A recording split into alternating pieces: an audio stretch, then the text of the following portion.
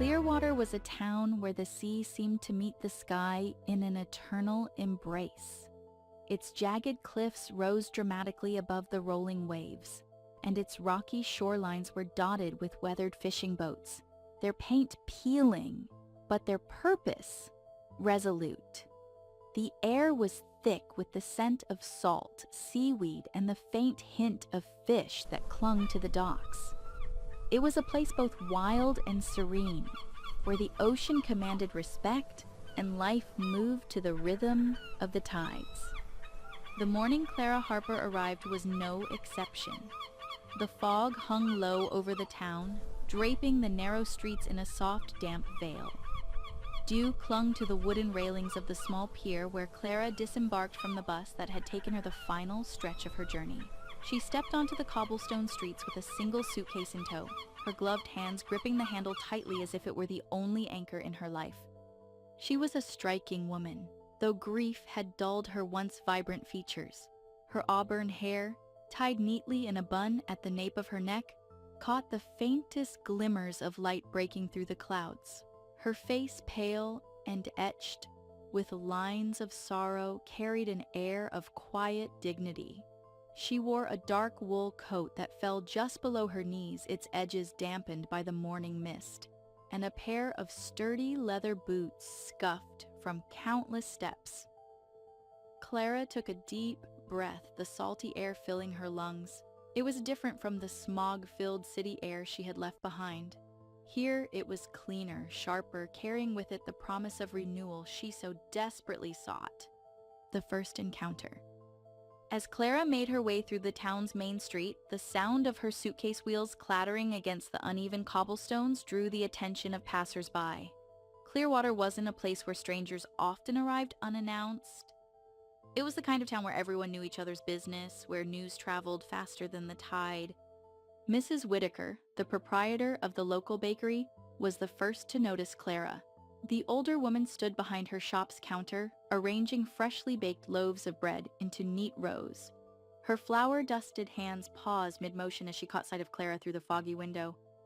"Who's that?" she muttered to herself, her eyes narrowing.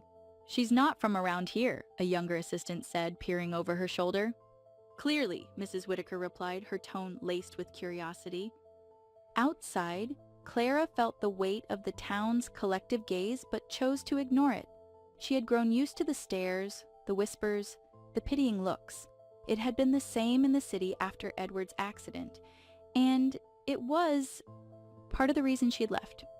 Here, at least, she hoped the stares would fade in time. The cottage by the sea.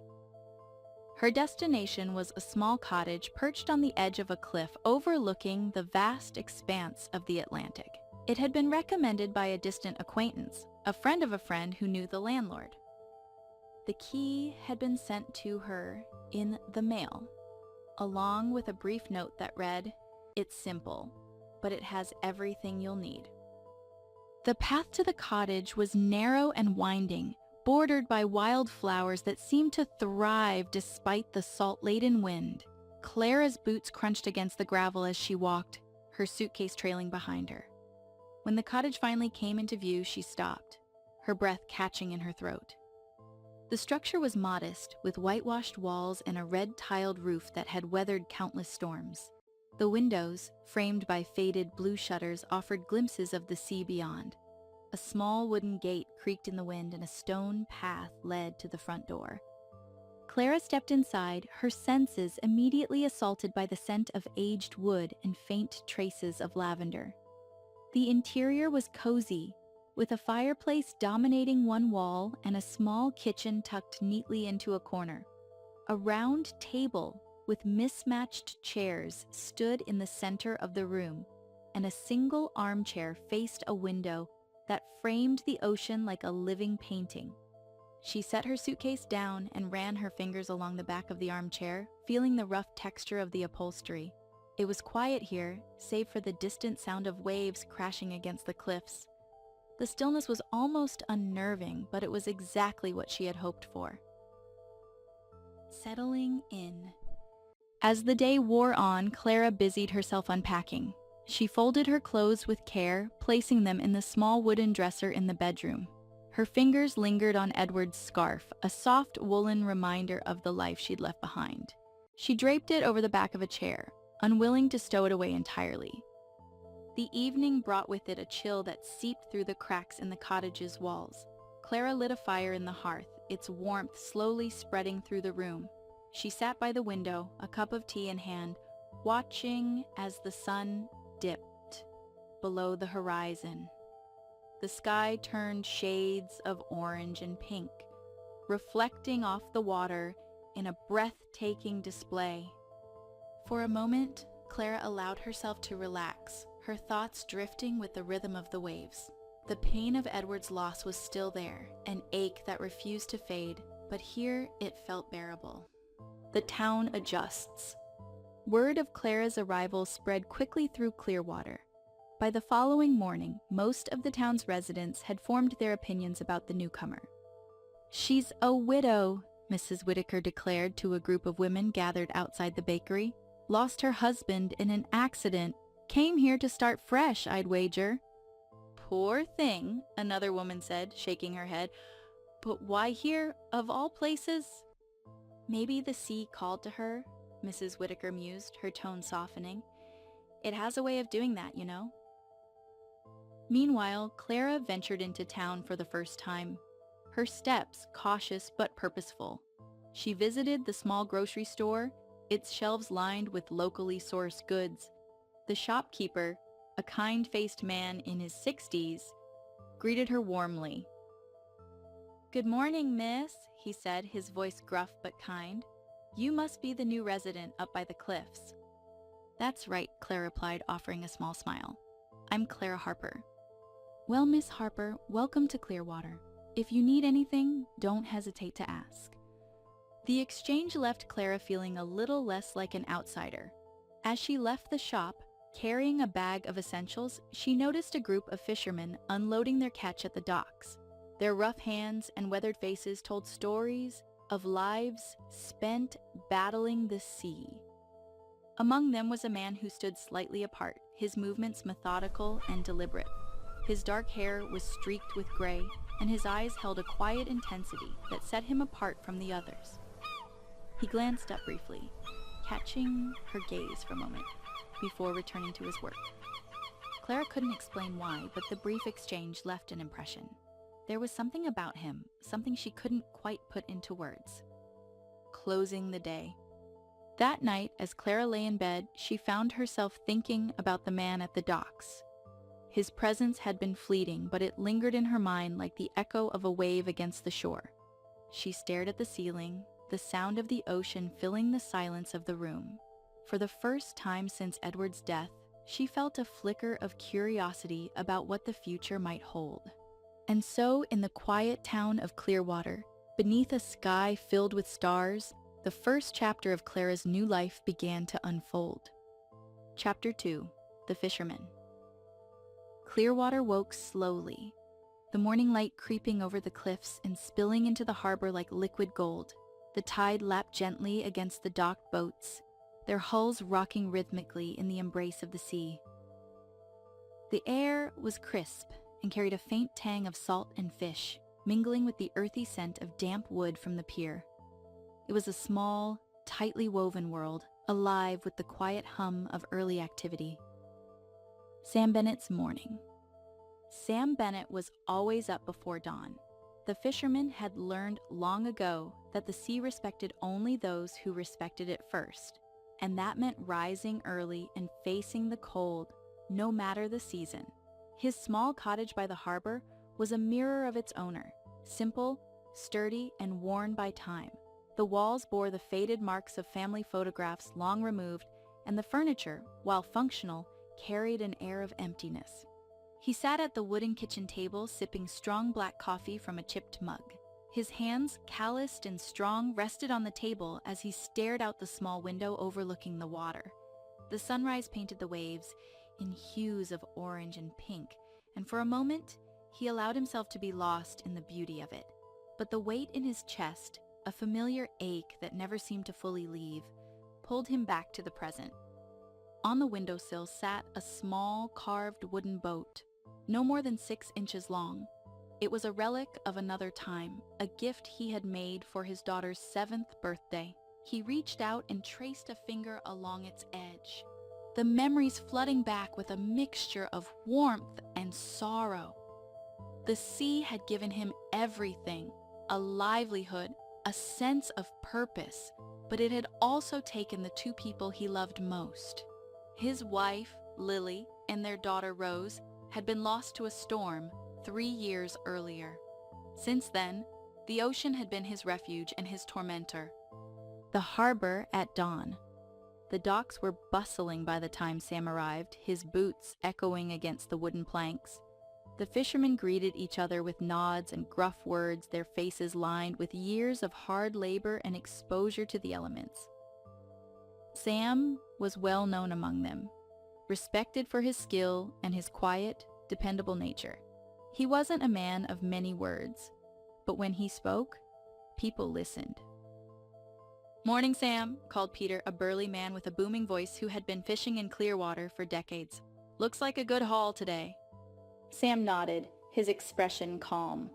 "Let's hope so," he replied, his voice low but steady. As he prepared his boat, the Sea Whisper, Sam moved with practiced efficiency, his hands deftly checking the nets and lines.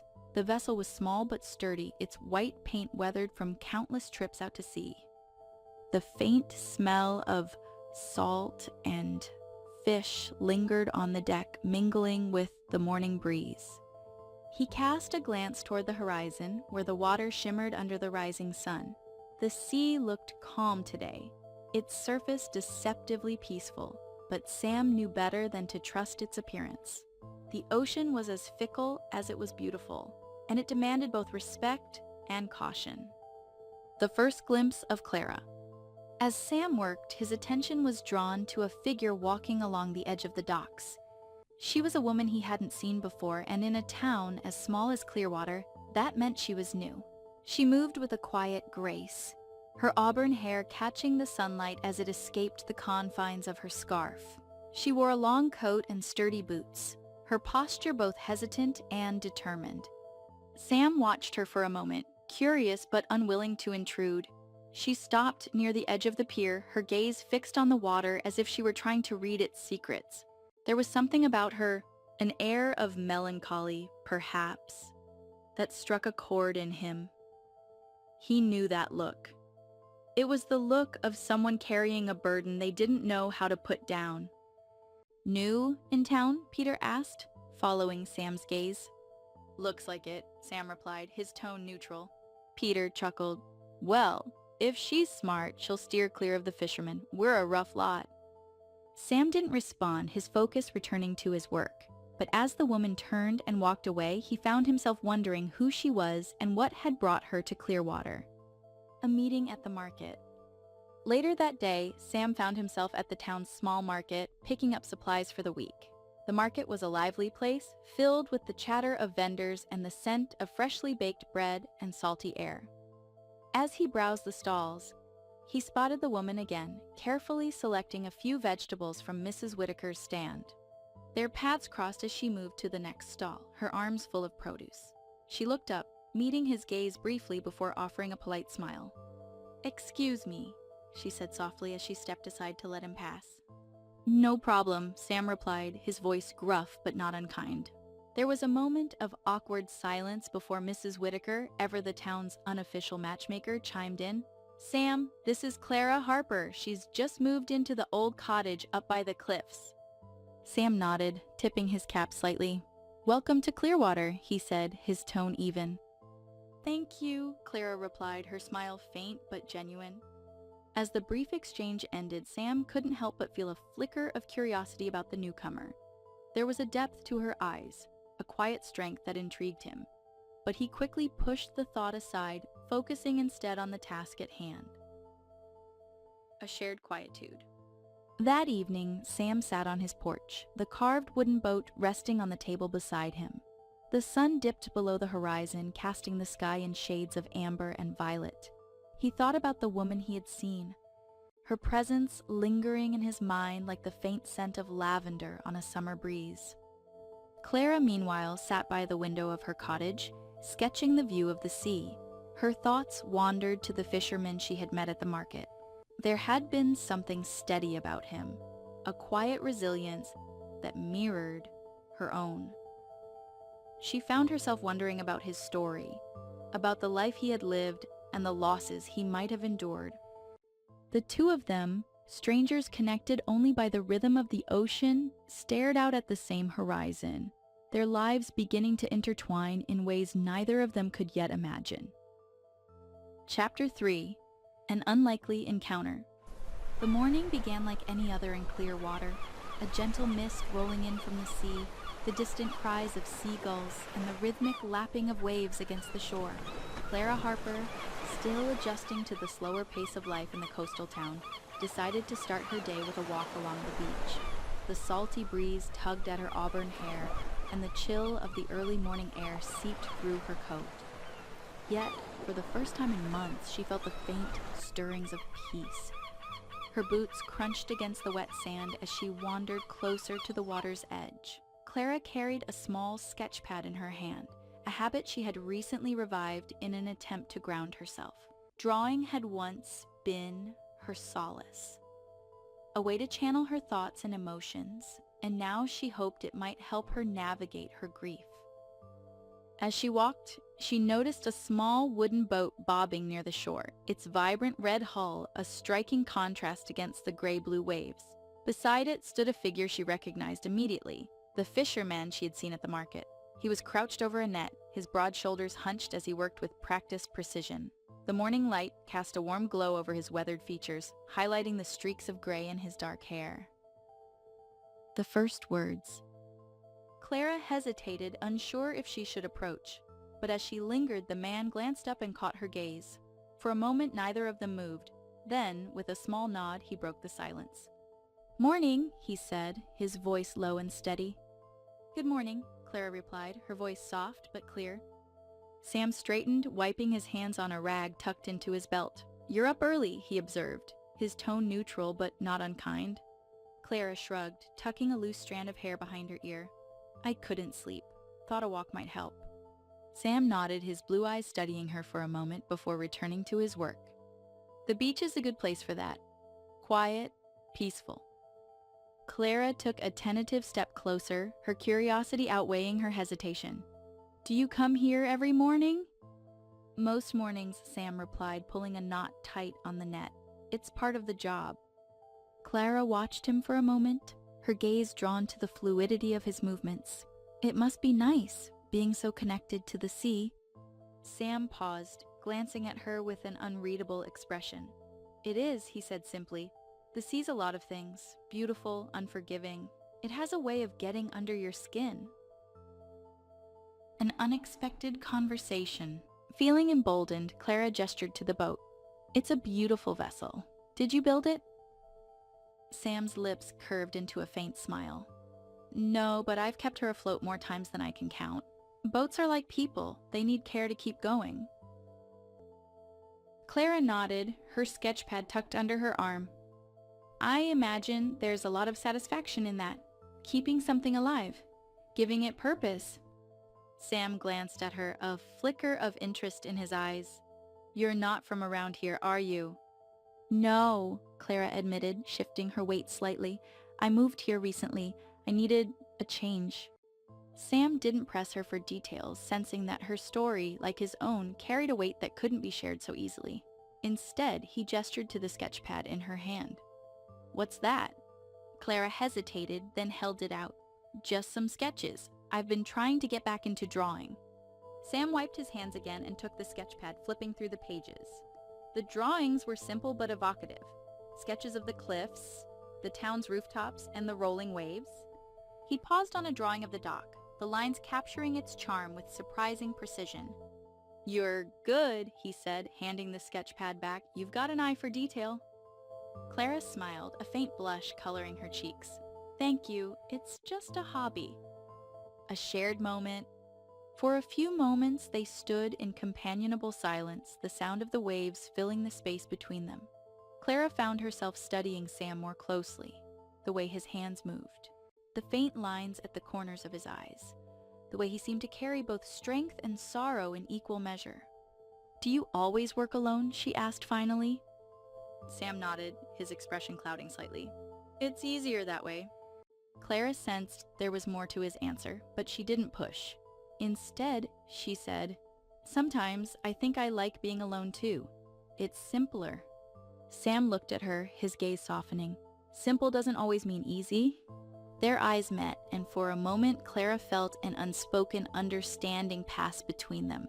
They were two people shaped by loss, seeking solace in their own ways, yet drawn to the same place, the same sea. The turning tide. As the sun climbed higher in the sky, Clara realized she had lingered longer than she'd intended. She glanced at her watch and gave Sam an apologetic smile. "I should get going. Thank you for the conversation." Sam inclined his head. "Anytime. And if you're ever curious about the sea, let me know. It has plenty of stories to tell." Clara chuckled softly. "I might take you up on that." She turned and began walking back toward the cottage, her footsteps light on the sand. Behind her, Sam watched her go, a faint smile tugging at the corners of his mouth.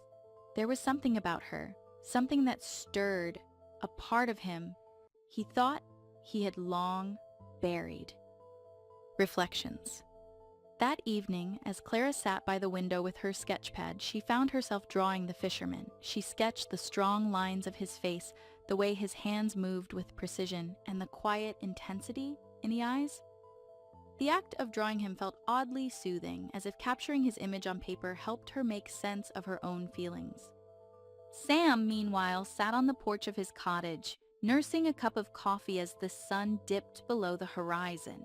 He thought about the woman he had met on the beach, her soft-spoken demeanor and the sadness in her eyes. She was a mystery, and yet she felt familiar, like the gentle pull of the tide. For both of them, the day's encounter lingered in their minds, a small but significant step towards something neither of them could yet name. Chapter 4: Shared Pain. The days in Clearwater unfolded with a steady rhythm, the town's simple routines carrying Clara Harper and Sam Bennett along in their separate lives, yet both felt the subtle undercurrent of something shifting. A growing awareness of the other that neither could quite articulate. The sea, ever present in their lives, seemed to echo their unspoken emotions, its tides carrying whispers of longing and connection. Clara's restlessness. Clara sat by the window of her cottage one morning, a steaming cup of tea cradled in her hands. The view before her was breathtaking, the sunlight glittering on the water, the horizon stretching endlessly into the distance. Yet, her thoughts were elsewhere. She had settled into a routine since moving to Clearwater, but the ache of Edward's absence remained. Her heart felt like a puzzle with missing pieces, and she wasn't sure how to begin putting it back together. Her sketch pad lay open on the table beside her, filled with drawings of the town and its people. Among them was a sketch of Sam, his rugged features captured in the bold strokes of her pencil. She stared at it for a long moment, her fingers tracing the lines of his face. There was something about him that drew her in, a quiet strength, a resilience that mirrored her own struggles. Deciding she needed a change of scenery, Clara grabbed her coat and set out for the docks. The air was cool and carried the scent of salt and fish, mingling with the faint aroma of freshly baked bread from the nearby bakery. The town was alive with activity, the hum of conversation and the clatter of boats being prepared for the day's work filling the air. Sam's routine. Sam was already at the docks, loading crates of freshly caught fish onto a small truck bound for the market. His movements were efficient, his face set in its usual stoic expression, yet beneath the surface, his thoughts were far from calm. The encounter with Clara on the beach had lingered in his mind. She was different from anyone he'd met, soft-spoken but strong, her presence like a gentle breeze that stirred the stillness of his world. He found himself thinking about her at odd moments, wondering about her story and the pain she carried. As he secured the last crate, he noticed Clara walking toward the pier, her auburn hair catching the sunlight. She wore a simple gray coat and a scarf wrapped loosely around her neck, her steps purposeful yet hesitant. "Morning, Clara," Sam called out, surprising himself with the ease of her name on his lips. Clara looked up, her face lighting with a small smile. "Good morning, Sam. Busy day?" "Always," he replied, wiping his hands on a cloth. "What brings you down here?" "I thought I'd try sketching the boats," Clara said, holding up her sketch pad. "They have so much character." Sam nodded, a faint smile tugging at his lips. "They do. Each one's got its own story." Clara hesitated, then asked, "Would you mind if I sketched yours?" Sam blinked, caught off guard. The sea whisper. "Sure, if you want. She's nothing fancy, though." "She's beautiful," Clara said simply, her sincerity evident. A quiet conversation. As Clara settled on a wooden bench near the dock, her pencil moving across the page, Sam found himself drawn to her presence. He leaned against a nearby post, watching her work with quiet fascination. Her brow furrowed in concentration and her hand moved with practiced ease, bringing the boat to life on the page. "Do you always draw alone?" Sam asked after a while. Clara glanced up, her eyes thoughtful. "I suppose I do. It's easier that way." Sam nodded, understanding. "The sea's the same for me. It's where I go to think, to be alone." "Why alone?" Clara asked softly. Sam's gaze shifted to the horizon, his expression darkening. "Because that's all I've got left. The sea took my wife and daughter 3 years ago. A storm hit while they were out on a short sail. I couldn't save them." Clara's hand froze, her pencil hovering above the page. "Sam, I'm so sorry," she said, her voice filled with genuine sorrow. "I can't imagine that kind of loss." Sam shrugged, but the tension in his shoulders betrayed the weight of his words. "You learn to live with it, but some days it feels like it happened yesterday." Clara set her sketch pad aside and looked at him, her eyes searching his face. "I lost my husband, Edward, in an accident. It was sudden. One moment he was there and the next, he wasn't. I still wake up some days thinking he'll be beside me." Their eyes met, and in that moment, a profound understanding passed between them. They were two people bound by grief, their losses different but equally devastating. The silence that followed was not uncomfortable, but filled with an unspoken connection. Healing begins. Over the next few weeks, Clara and Sam began spending more time together. Their conversations, initially polite and reserved, grew deeper and more personal. They shared stories of their loved ones, their memories tinged with both joy and sorrow. Clara spoke of Edward's kindness, his laugh that could light up a room. Sam recounted tales of his daughter's mischievous smile and his wife's love for the sea. Their shared pain became a bridge, allowing them to understand each other in ways no one else could. Clara found herself looking forward to her mornings at the dock, where Sam's steady presence brought her a sense of stability. Sam, in turn, discovered that Clara's quiet strength gave him hope, a feeling he hadn't allowed himself to embrace in years. One evening, as they walked along the beach, Sam paused and looked out at the ocean.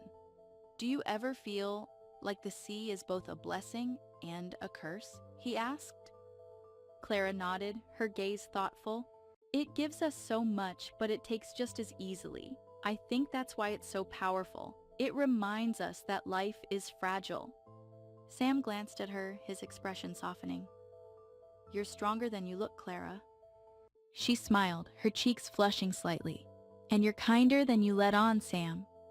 They continued walking, the sound of the waves accompanying their steps. For the first time in years, both felt a glimmer of something they had thought lost forever. The possibility of healing, of moving forward, of finding connection in the midst of their pain. A turning point.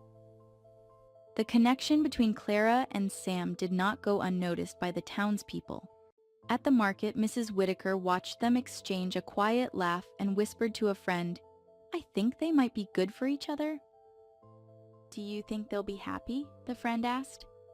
"I hope so," Mrs. Whitaker replied, a wistful smile on her lips. "Everyone deserves a second chance." Chapter 5. Healing Together. The autumn winds swept through Clearwater with a gentle persistence, bringing a crispness to the air and painting the town's edges with shades of amber and gold. The sea, ever restless, mirrored the season's temperament, its surface shifting from tranquil blues to turbulent grays.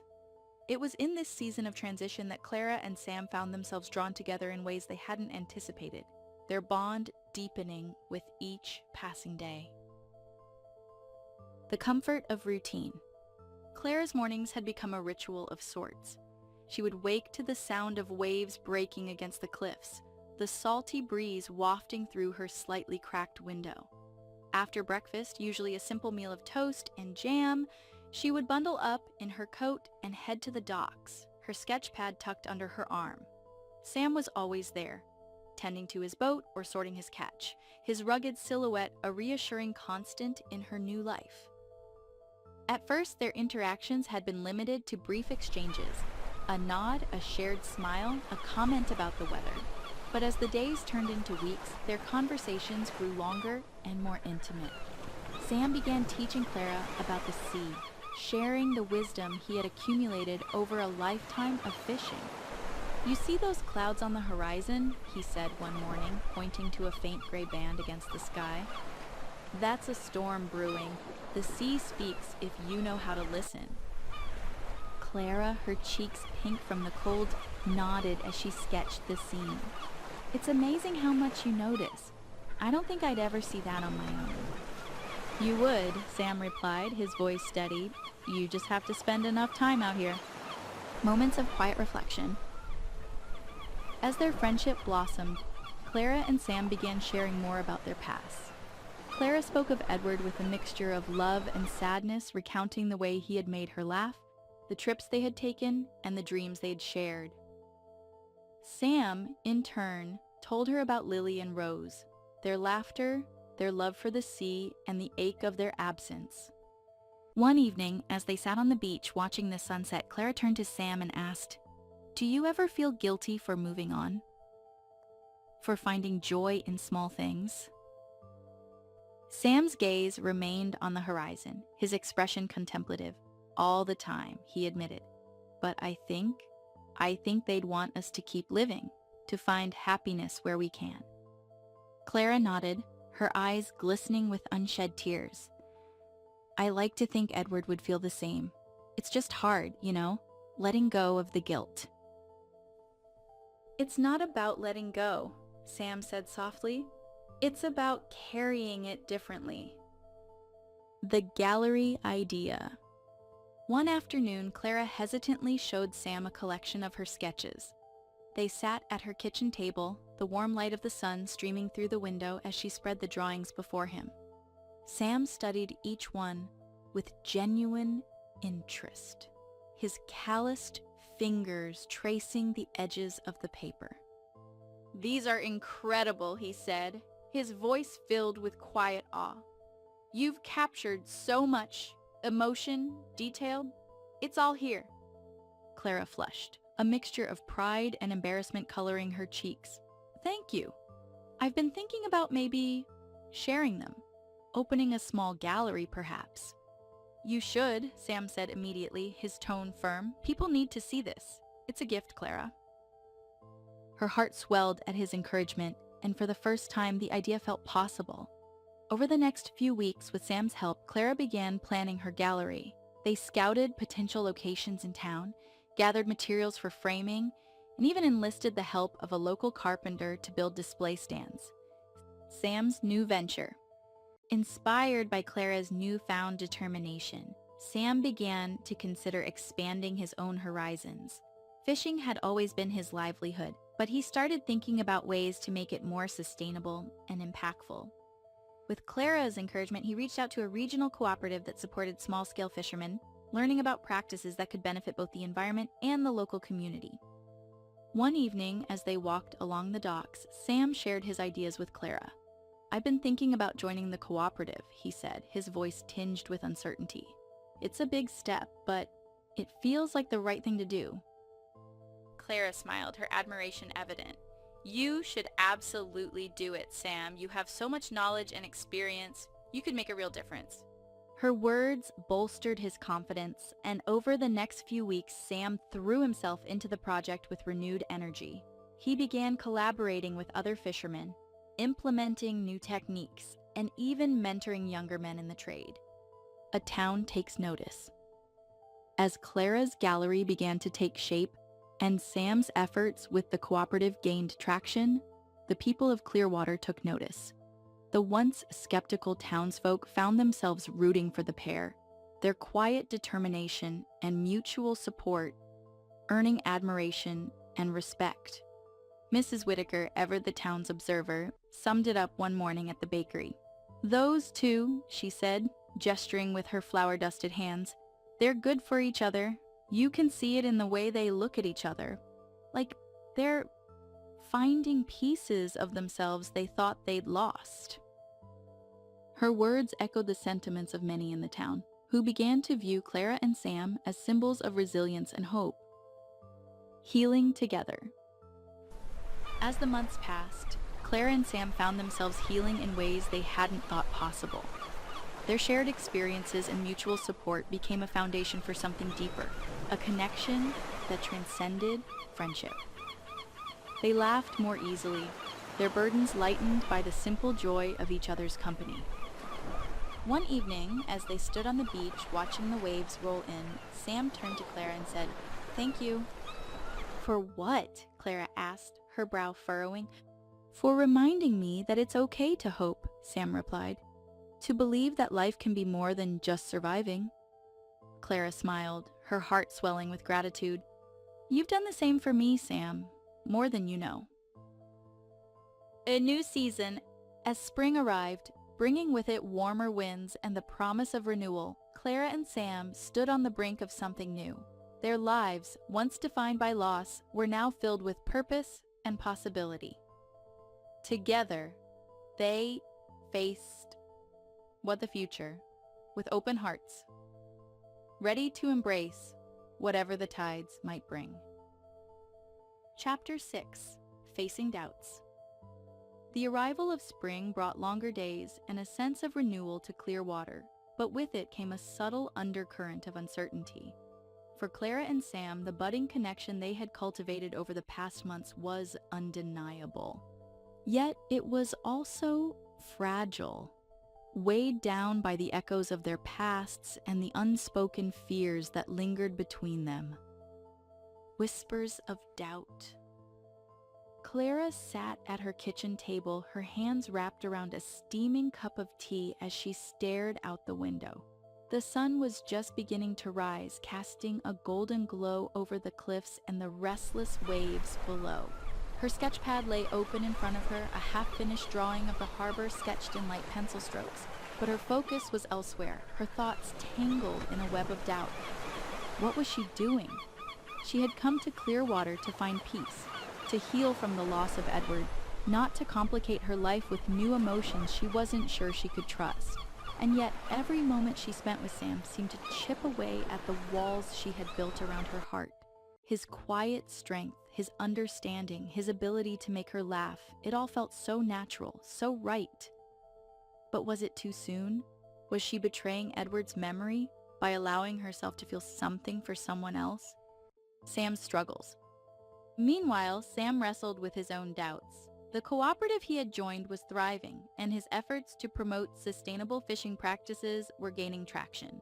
But even as he poured himself into his work, he couldn't ignore the growing feelings he had for Clara. She had brought light back into his life, a warmth he hadn't felt since Lily and Rose were taken from him, and that terrified him. Sam had always believed that the sea was his only companion, the only force capable of understanding his grief. But now, Clara was changing that belief, challenging him to consider a future that included more than just the ocean. He often found himself standing on the deck of the Sea Whisper, staring out at the horizon, wondering if he was ready to take that leap. "Am I being selfish?" he muttered to himself one evening, his voice barely audible above the sound of the waves. "Do I even deserve this?"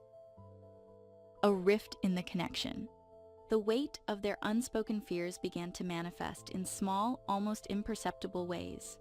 Their conversations, once easy and filled with laughter, became hesitant.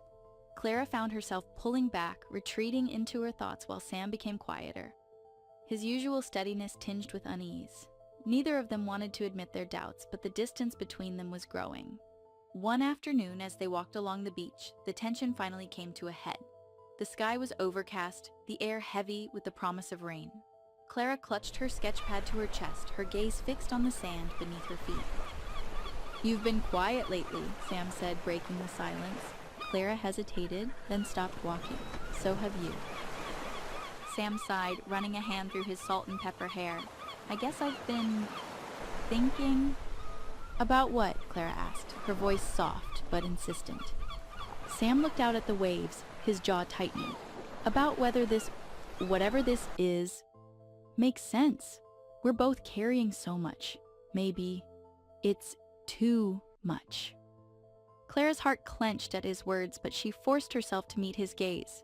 "Do you really believe that, or are you just scared?"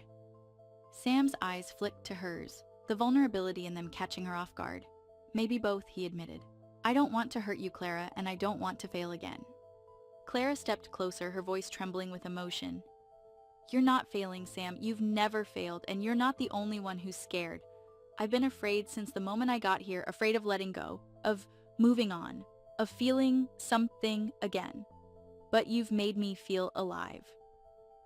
The honesty in her words shook Sam, and for a moment he didn't know how to respond. The sound of the waves filled the silence between them, the ocean bearing witness to their shared struggle. The rain breaks. Before Sam could speak, the sky opened up, releasing a sudden downpour. Clara let out a startled laugh, the tension between them momentarily broken as they scrambled for cover under the canopy of a nearby boathouse. The rain hammered against the wooden roof, the scent of wet earth and salt filling the air. Sam glanced at Clara, her hair damp and her cheeks flushed from the cold. "I guess we're stuck here for a bit?" Clara smiled, her tension easing. "Could be worse." They stood in silence for a while, the sound of the rain creating a soothing rhythm. Finally, Sam spoke, his voice low but steady. "I don't want to push you away, Clara. I don't know how to let myself believe in something good again." Clara reached out, placing a hand on his arm. "You don't have to do it alone, Sam. We can figure it out together." Sam looked at her, the weight of her words sinking in. For the first time in a long time, he allowed himself to hope. A step forward. The rain eventually eased, leaving the air fresh and cool. Clara and Sam walked back to the docks in companionable silence, the earlier tension replaced by a sense of cautious understanding. They didn't have all the answers, but they had taken a step toward facing their fears together. That evening, as Clara sat by her window sketching, she felt a renewed sense of clarity. She didn't know what the future held, but she knew she wasn't ready to give up on the connection she and Sam had built. It was worth the risk. Sam, too, found himself reflecting on the day's events as he sat on the deck of the Sea Whisper. He thought about Clara's words, the way she had challenged him to confront his fears, and he realized that maybe, just maybe, he could find a way to move forward. The town watches. The people of Clearwater, ever observant, began to notice the shift in Clara and Sam's dynamic. Mrs. Whitaker, watching from the bakery window, saw them walking together one morning and smiled knowingly. "Those two," she said to her assistant, "they're finding their way, healing together." Over the next few weeks, Clara and Sam worked to rebuild the connection that had momentarily frayed. They spent more time together, their conversations deeper and more honest. They shared their fears and their hopes, learning to trust always each other by adharanki ai for a year. Samis to kori siking easy taburi amais vice. As they came arian in before art. For Clara, the process of healing meant embracing her art with renewed passion. She poured her emotions into her sketches, her gallery project coming to life in ways she hadn't imagined. For Sam, it meant continuing his work with the cooperative, finding purpose in helping others, while allowing himself to dream of a future that included more than just the sea. Together, they began to see that their pasts, while painful, didn't have to define them. They could honor their losses while building something new, something that, against all odds, felt like hope. Chapter 7. A New Beginning. The spring days in Clearwater grew longer, bringing with them a sense of renewal that seemed to echo the changes unfolding in Clara and Sam's lives. The town, nestled between jagged cliffs and the unyielding ocean, was alive with the hum of activity.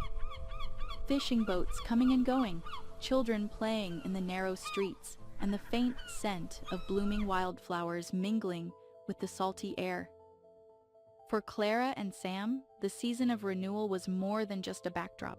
It was a reflection of their own journey, a path marked by loss, doubt, and fear, but also by the tentative hope of a fresh start.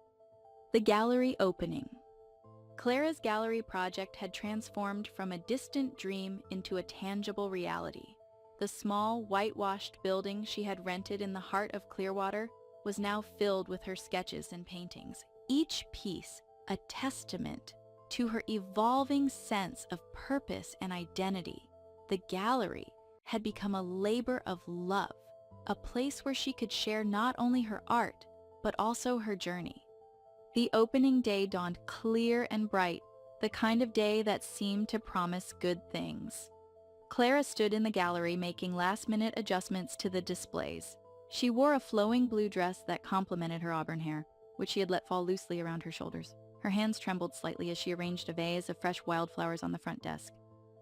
"You look nervous," Sam said from the doorway, his voice steady and warm. Clara turned to see him standing there, his usual rugged appearance softened by a small smile. He wore a crisp white shirt and dark slacks, a departure from his typical work clothes. The sight of him brought a sense of calm that she hadn't realized she needed. "I am nervous," Clara admitted, brushing a strand of hair from her face. "What if no one comes? What if they don't like it?" Sam stepped closer, his presence grounding. "They'll come," he said simply, "and they'll love it, just like I do." Clara's heart swelled at his words, and she managed to smile. "Thank you, Sam, for everything." The guests arrive. As the clock struck 10, the first guests began to arrive. Mrs. Whitaker, ever supportive, was among the first through the door, her bright floral dress and cheerful demeanor lighting up the room. "This is lovely, Clara," she said, her eyes scanning the artwork. "You've done something truly special here." Others followed, fishermen with rough hands and kind eyes, townsfolk curious to see what the newcomer had created, and even a few tourists who had wandered into Clearwater and been drawn to the gallery by word of mouth. The room buzzed with quiet conversation as people admired Clara's work, their expressions ranging from curiosity to awe. Sam stayed by Clara's side for most of the day, offering quiet encouragement and introducing her to the locals he knew. His steady presence gave her the confidence to engage with her guests, to share the stories behind her art and the journey that had brought her to Clearwater. By the end of the day, Clara felt a sense of accomplishment she hadn't experienced in years. The gallery had been a success, but more importantly, it had given her a sense of belonging, a feeling she had thought lost forever. Sam's cooperative. While Clara's gallery flourished, Sam's efforts with the cooperative were also gaining momentum. He had become a respected voice among the fishermen, his experience and quiet leadership earning him the trust of his peers. The cooperative had implemented sustainable practices that not only improved their catches, but also ensured the long-term health of the local fishing industry. One evening, after a particularly productive meeting with the cooperative, Sam found himself thinking about Clara. She had been such a significant part of his recent journey, her encouragement giving him the confidence to pursue his ideas. He realized with a clarity that took his breath away that she had become more than just a friend. She was his partner in every sense of the word, someone who understood him, supported him, and made him want to be better, or a shared vision. One evening, Clara and Sam sat on the porch of her cottage. the sun setting in a blaze of orange and pink over the ocean. They shared a bottle of wine and talked about their dreams, their voices mingling with the sound of the waves. "Do you ever think about the future?" Clara asked, her gaze fixed on the horizon. Sam nodded, his expression thoughtful. "I do, more than I used to." Clara hesitated, then said, "I've been thinking maybe we could work on something together.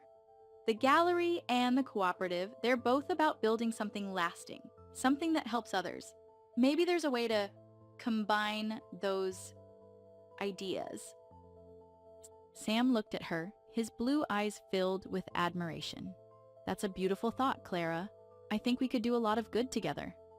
The idea took root that night, and over the weeks that followed, Clara and Sam began exploring ways to bring their visions together. They organized community workshops at the gallery where locals could learn about sustainable fishing practices and express their creativity through art.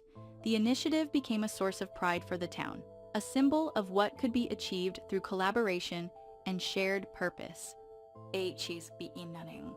As summer approached, Clara and Sam stood on the beach, their feet sinking into the warm sand as they watched the waves roll in.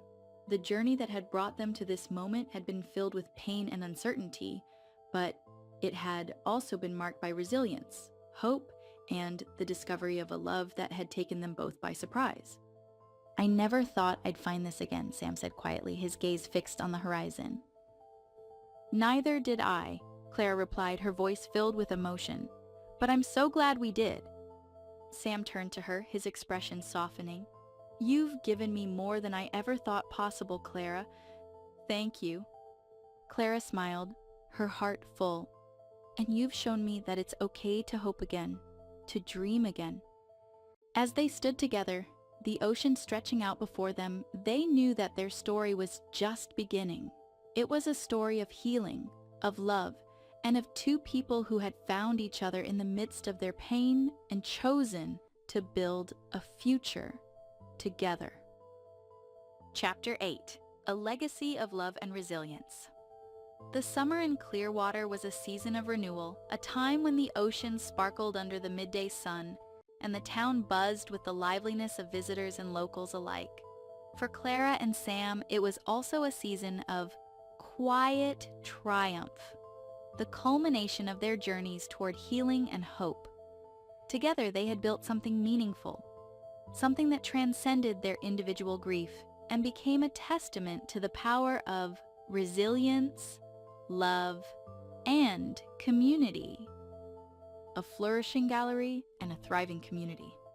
Clara's gallery had become more than just a showcase for her art. It was a hub of creativity and connection. Locals and tourists alike flocked to the space, drawn not only by her evocative sketches and paintings, but also by the sense of warmth and authenticity that filled the air. Clara had created a place where people could share their stories, find inspiration, and feel seen. One afternoon, as Clara worked on a new piece, a sweeping seascape that captured the essence of Clearwater, she overheard a conversation between two visitors. "I heard she came here after losing her husband," one woman whispered. "And now she's doing this," the other replied, gesturing to the gallery. "It's incredible. You can feel the emotion in her work." Clara smiled to herself, the quiet acknowledgement of her journey bringing a sense of fulfillment she hadn't expected. Meanwhile, Sam's work with the cooperative had transformed the fishing community. The sustainable practices he had championed were not only protecting the environment, but also improving the livelihoods of the fishermen. The younger generation, inspired by his leadership, had begun to see fishing not just as a job, but as a calling. A milestone celebration. To celebrate their successes and the growth of the community, Clara and Sam decided to host a joint event. An open house at the gallery combined with a seafood festival featuring the cooperative's catch. The idea quickly gained momentum, and soon the entire town was abuzz with excitement. On the day of the event, the gallery was alive with activity. Tables laden with fresh seafood lined the street outside, the scent of grilled fish and buttery lobster wafting through the air. Inside, Clara's artwork adorned the walls, each piece telling a story of the town, the sea, and the people who called it home. Clara moved through the crowd, her smile radiant as she greeted guests and shared the inspiration behind her work. Sam, dressed in his best shirt and a neatly pressed pair of slacks, stood by one of the tables, helping serve food and chatting with the fisherman he had mentored. As the sun set, casting a golden glow over the town, Clara and Sam found a quiet moment to themselves. They stood side by side on the gallery's porch, watching the festivities unfold. "We did this," Clara said softly, her voice filled with wonder. Sam nodded, his blue eyes warm. "We did, together. A proposal of the heart?" The success of the event only deepened the bond between Clara and Sam, but it also brought to light the unspoken question that lingered between them. What came next? One evening, as they walked along the beach, Sam paused and turned to Clara.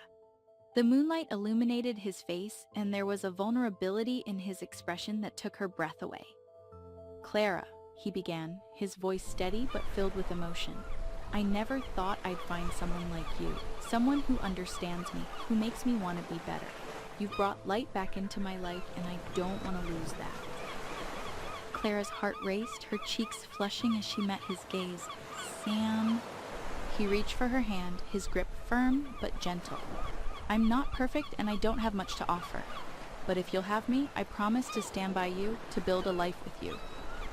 Tears welled in Clara's eyes and she smiled through them. "Sam, you've already given me more than I ever thought possible. Of course I'll have you." In that moment, the weight of their past seemed to lift, replaced by the promise of a future built on love, trust, and resilience. A legacy of love. Clara and Sam's union became a symbol of hope for the people of Clearwater.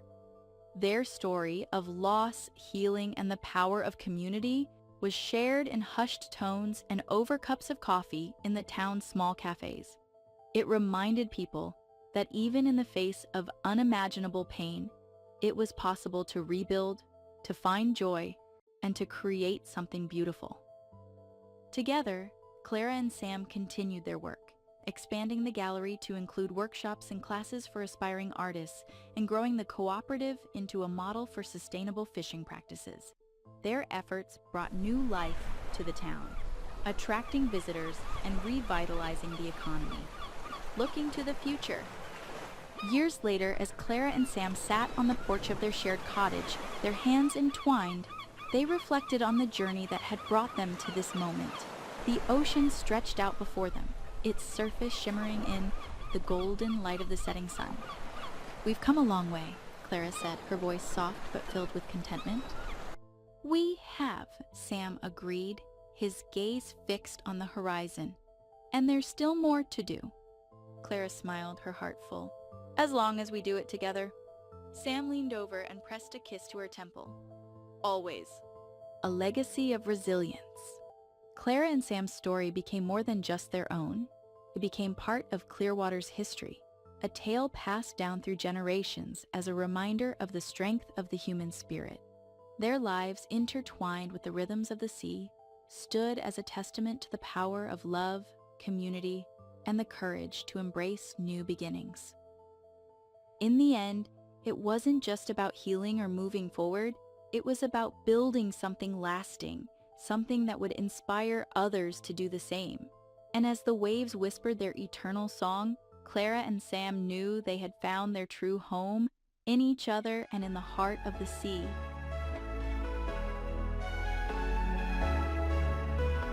She walked by the shore where the waves softly sighed.